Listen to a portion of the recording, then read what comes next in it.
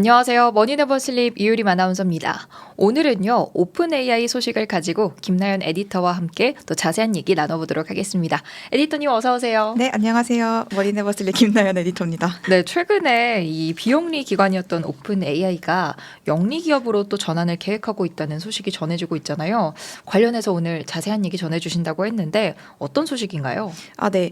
일부 언론에서 오픈 AI가 퍼블릭 베네핏 컴퍼니라는 기업의 일종으로 전환을 계획하고 있다는 소식이 전해졌는데요. 퍼블릭 베네핏 컴퍼니를 PBC라고 줄여서 쓰는데 이 PBC는 우리나라로 따지면 사회적 기업이라고 보시면 되는 개념이에요. PBC는 영리 활동을 하면서도 사회적 책임을 따르는 것을 목표로 하는 기업을 얘기를 하는데요. 대표적인 PBC로는 우리나라에서도 이제 의류 브랜드로 유명한 파타고니아가 있습니다. 맞아요. 파타고니아는 사실 많은 분들이 또 아시고 계시는 기업이기도 한데 그러면은 이 오픈 AI가 어쨌든 지금까지는 비영리 기관으로 활동을 쭉 해왔는데 왜 갑자기 영리 활동을 할 수 있는 이런 권리를 얻으려고 하는지가 조금 궁금한 부분이 될 것 같습니다. 최대 투자자인 마이크로소프트도 또 이런 소식에 관련이 있을까요? 네, 맞습니다. 이제 마이크로소프트가 돈을 많이 넣은 만큼 만약에 이 영리 기업으로 전환을 하게 되면은 또 주식이 생기잖아요. 그 주식을 받게 될 텐데 얼마나 받게 될지 이 이슈도 한번 다뤄보도록 하려고 합니다. 오픈 AI가 지금은 비영리 기관이거든요. 그래서 지난 2015년에 처음에 이제 기관을 발족하면서 수익을 올려야 한다는 그런 투자자들의 요구에 제약받지 않고 모든 인류에게 도움이 되는 AI를 개발할 것이라고 얘기를 하면서 비영리 기관으로 출범을 했는데요. 이런 목표를 잊어버린 걸까요? 그렇다고 하긴 조금 애매한 게요. 그러니까 오픈 AI가 처음에 비영리 기관으로 시작한 이유는 앞에서 말씀드렸던 것처럼 이 수익성의 압박이라는 게 되게 기업인들에게 프레셔를 주잖아요. 그래서 이런 것들로부터 제약을 받지 않고 인류의 그런 베네핏을 위해서만 노력을 하겠다라는 의미에서 이런 비영리 기관으로 시작을 한 건데요. 그런데 2019년부터 이 입장이 조금씩 달라지기 시작을 했습니다. 그때부터 오픈 AI 비영리 기관 산하에 영리 기관을 하나 설립을 하고 거기서부터 이제 투자도 받고 매출도 올리고 이런 식의 활동을 시작을 했거든요. 근데 이게 갑자기 돈독이 올라서 그렇다기보다는 여기서 공유한 이유가 있는데요. 지금 이대로 계속 비영리 기관인 상태를 유지를 하면 연구를 충분히 진행하는데 필요한 만큼 도네이션을 받을 수 없다라는 점을 알게 됐다라고 그런 내용을 인터넷에 올렸습니다. 그러면서 오픈 AI는 처음에는 한 10억 달러 정도면 되겠다라고 생각을 했는데 2019년 3월까지 2015년에 출범을 했는데 한 4년 동안 모은 금액이 목표 금액의 10%가 조금 넘는 1억 3,500만 달러밖에 안 됐던 거거든요. 10억을 모았어야 됐는데 1억 3,500만 달러면은 기대에 못 미치는 성과였네요. 그렇죠. 그래서 오픈 AI가 이제 생각하기로는 우리가 이렇게 기술력도 좋고 이름도 업계에선 알려져 있는데 왜 돈을 못 모을까 생각을 해보니까 투자자들한테 인센티브를 줄 수가 없는 구조 때문이라고 생각을 한 거예요. 그래서 인센티브를 주려면 지배구조의 변화가 있어야 된다라고 생각을 하고 아까 말씀드렸던 것처럼 자기 비영리 기관 아래에 영리를 추구할 수 있는 법인을 신설을 했죠. 실제로 이 노력이 오픈 AI한테 또 새로운 기회를 가져다 주게 됩니다. 2020년 그러니까 2019년에 설립을 했으니까 그 다음 해에 마이크로소프트가 오픈 AI에 투자를 하게 된 건데요. 한 번에 10억 달러를 투자하면서 파트너십을 맺었습니다. 4년 동안 달성하지 못했던 거를 1년 만에 달성을 하게 된 거죠.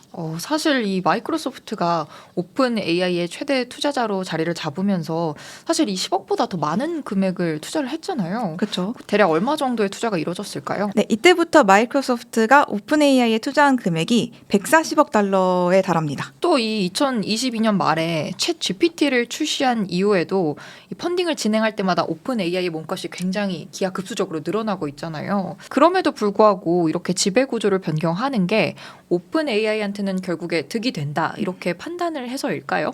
그렇죠. 지난번에 한번 지배 구조를 변경했을 때 이제 새로운 기회가 찾아왔듯이 이번에 완전히 또 PBC로 전환을 하게 되면 또 더 큰 기회가 올 수 있을 거라고 생각을 하는 것 같습니다. 일단 그 이유가 두 가지 정도가 있는데요. 하나씩 살펴보겠습니다. 첫 번째 이유는 앞으로 이제 투자금을 지금보다 지금보다 더 잘 모을 수 있는 구조를 만들기 위한 거죠. 앞서 변경했던 때와 마찬가지로요.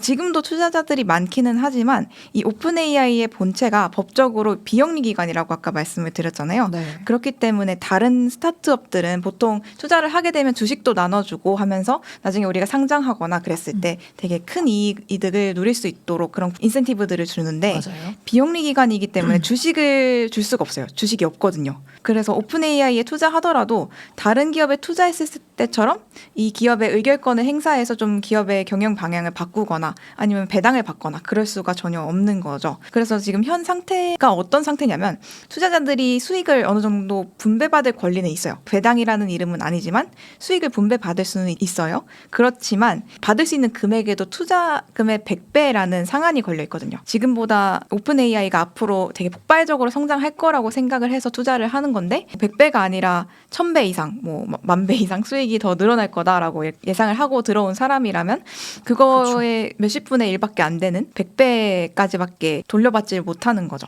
그런데 또 이런 제한을 풀어야지 앞으로 지금 AI 경쟁이 계속 치열해지고 있잖아요. 이 경쟁에서 지금 우위를 점하고 있긴 하지만 계속 나가기 위해서는 다른 스타트업들에 뒤처지지 않아야 하는 거잖아요. 그러면 또 펀딩이 엄청나게 필요하고요. 근데 이 펀딩을 더 많이 받을 수 있는 거를 못 받는다라는 판단이 있어서 이렇게 전환을 하게 되는 것 같습니다. 그리고 또 다른 이유가 하나 더 있는데요. 최근에 있었던 펀딩 때문입니다. 최근에 오픈 AI가 엄청난 밸류에이션으로 투자를 받았는데요. 엔비디아, 스라이브 캐피털 그리고 소프트뱅크 같은 곳에서 투자를 받았어요. 그런데 이 투자한 대가로 이 기업들한테 전환사채를 발급을 해준 거예요.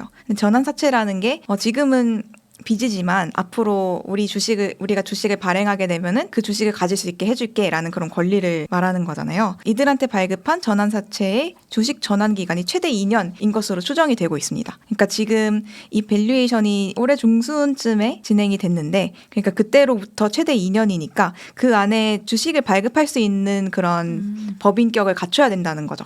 그렇기 때문에 지금 비영리 기관인 상태로는 주식 발행이 불가능하잖아요. 이 상태를 2년 동안 유지를 해버리면은 앞으로 그 주식으로 그냥 전환해버리면 됐던 것들이 다 그대로 빚으로 남는 거거든요. 그렇기 때문에 전환을 할 수밖에 없는 상황이기도 한 거죠. 말씀해주신 이야기들을 들어보니까 이 오픈 AI 입장에서는 왜 이렇게 갑자기 전환을 시도하는지 그 배경이 좀 이해가 되는 것 같은데요. 이 이슈에서 앞에서도 많은 투자 기업들을 말씀해 주셨지만 사실 빠질 수 없는 게 마이크로소프트죠. 앞서서 저희도 얘기를 했었는데 마이크로소프트가 오픈 AI의 최대 투자자로서 만약에 이 비영리 기관이었던 오픈 AI가 앞으로 영리 기관으로 전환을 하게 된다면 마이크로소프트는 얼마 정도의 지분을 받게 될까요? 그 이슈는 이제 전문가의 분석을 한번 들어봐야겠죠. 이번에는 블룸버그의 맷 르바인이라는 칼럼니스트가 있는데요. 이분이 되게 엄청난 엘리트세요. 르바인이 이제 예일대 로스쿨을 졸업을 했어요. 미국에서 예일대 로스쿨은 하버드 로스쿨보다 위로 치는 분들이 그쵸. 많습니다. 그래서 이 로스쿨을 졸업한 뒤에 엘리트 로펌에서 일단 M&A 전문 변호사로 근무를 했고요. 이후에도 골드만삭스에서도 IB로서 커리어를 쌓은 그런 분입니다.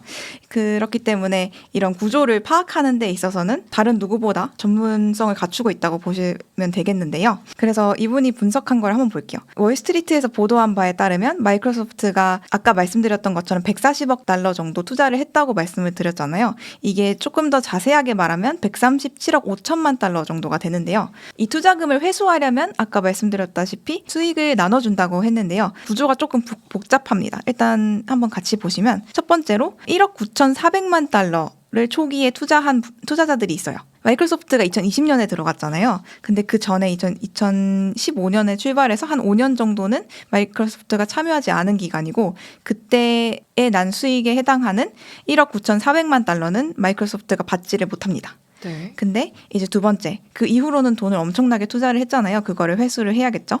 그래서 그 다음에 이 1억 9,400만 달러를 초과하는 금액 중에서 173억 달러까지가 있어요. 이 173억 달러의 75%가 마이크로소프트의 몫이 됩니다.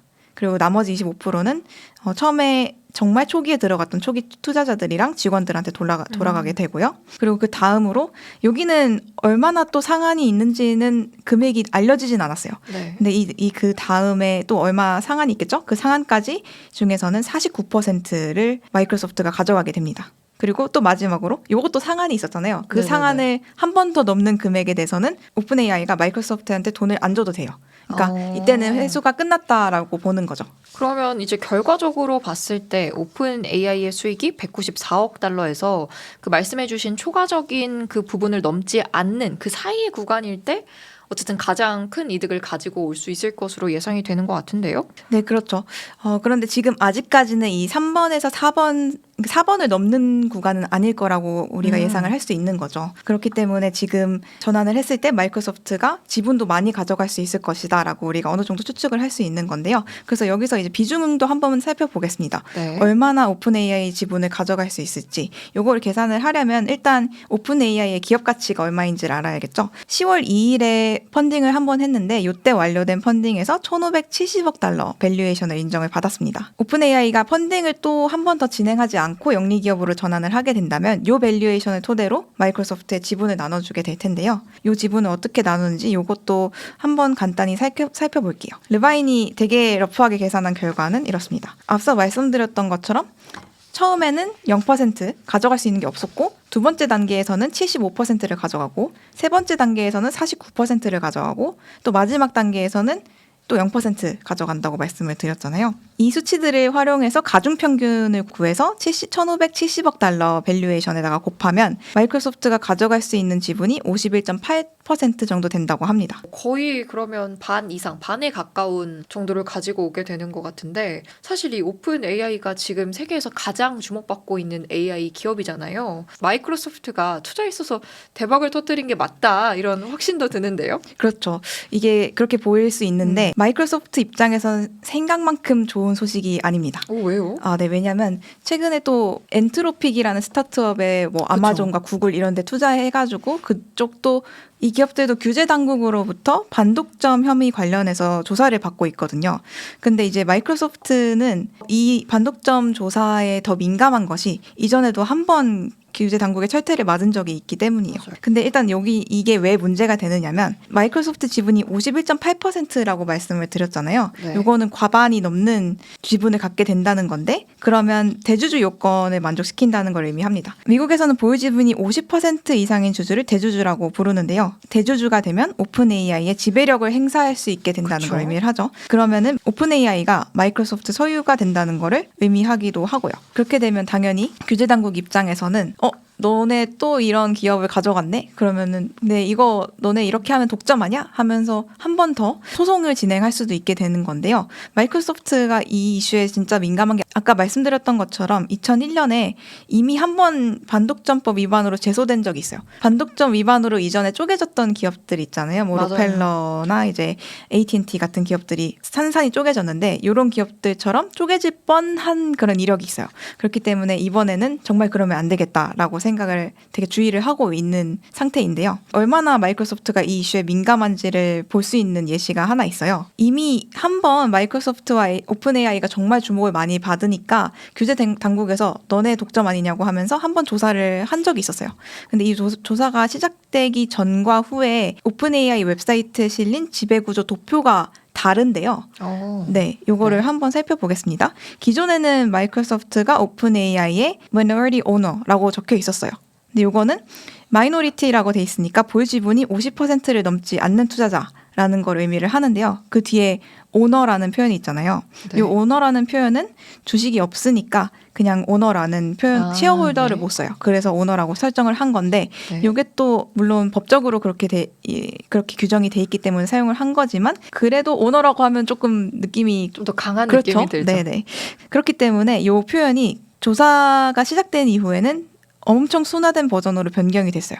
경제적 이해관계를 가진 관계다. 이렇게. 뭐 단순하게 투자를 해주고 그로 인해서 이해관계가 성립된 관계다. 뭐 네네네. 이런 뉘앙스가 더 풍기는 것 같아요. 그렇죠. 그래서 수익을 가져갈 수 있는 권리 정도 갖고 있다라는 의미로 엄청나게 순화된 버전으로 변경이 됐어요. 그러니까 오픈 AI를 지배하는 모양새를 띠는 그런 지분 구조를 마이크로소프트가 가져가지는 않을 거다라는 거를 우리가 좀 추측을 해볼 수 있는 거죠. 근데 또 오픈 AI 입장에서는 지분을 안 줄 수가 없는 게요. 마이크로소프트가 우리 주식 필요 없으니까 그냥 수익이나 원래 주던 대로 줘 이렇게 말을 한다고 그걸 받아들이면 또 머리가 아픈 게 이제 마이크로소프트가 가져갈 수 있는 게 75%, 49% 엄청나게 크잖아요. 이 네네. 파이가 크다 보니까 새로 투자자가 들어와도 가져갈 수 있는 수익이 그렇게 크지 않은 거죠. 그렇네요. 네. 내가 만약에 새로운 투자자라고 하면 이미 먹을 만큼은 마이크로소프트가 다 떼가는데 남은 걸 나보고 또 여기서 투자해서 먹으라고 하면 뭔가 좀 성에 차지는 않을 것 같습니다. 네네. 물론 앞으로 기업이 엄청나게 폭발적으로 성장을 할 거다 뭐 그런 그 상태에서 상장을 하면은 뭐 엄청난 이득을 거둘 수 있다라는 뭐 판단을 하는 투자자들도 있겠지만 어쨌든 상장을 할지 안 할지 아직은 모르는 거고 그런 불확실성을 다 판단을 해가지고 그거를 금전적인 가치로 변환해서 투자 결정을 내리기는 너무 복잡하다는 거죠. 그렇기 때문에 투자금을 더 모을 수 있는데 마이크로소프트가 수익을 가져가는 것 때문에 투자금을 잘 모으지 못하게 된다면 굳이 영리 기업으로 전환을 안 해도 되는 거나 마찬가지인 상태가 되는 거예요. 그래서 오픈 AI가 이런 장애 요소를 남겨둘 가능성도 매우 낮다고 보시면 됩니다. 이 굉장히 복잡한 또 구조 같게 들리기도 합니다. 결론적으로는 그러면 이 오픈 AI 입장에서 취할 수 있는 좀 행동은 어떻게 진행이 될까요? 네, 이제 최대 투자자인 만큼 어느 정도 그쪽의 요구도 들어줘야겠죠. 그래서 타협할 수 있는 게 마이크로소프트가 대주주 요건을 만족하지 않는 정도에 한해서 지분을 나눠주는 것이 가장 유력하다고 말을 합니다. 최대한 49% 가져간다고 보면 된다라고 르바인 칼럼니스트가 분석을 했는데요. 이렇게 하면은 규제 당국에 이렇게 말을 할 수 있는 거죠. 아, 우리 대주주 아닌데? 이렇게 변명을 할 수가 있으면서도 투자를 함으로써 이제 빼먹을 수 있는 과실은 어느 정도 가져갔다라고 볼 수 있는 구조 보시면 되겠어요. 딱 이 1%만 남겨놓고 또 이렇게 최대로 가져간다고 하니까 마이크로소프트 입장에서는 좀 유리한 결론이 아닌가 싶기도 한데 어쨌든 오늘 이렇게 또 오픈 AI 관련된 소식 정리해봤습니다. 오늘 또 유익한 이야기 감사합니다. 감사합니다. 원인에버슬립 뉴스레터와 네이버 프리미엄 콘텐츠 지금 바로 구독해보세요.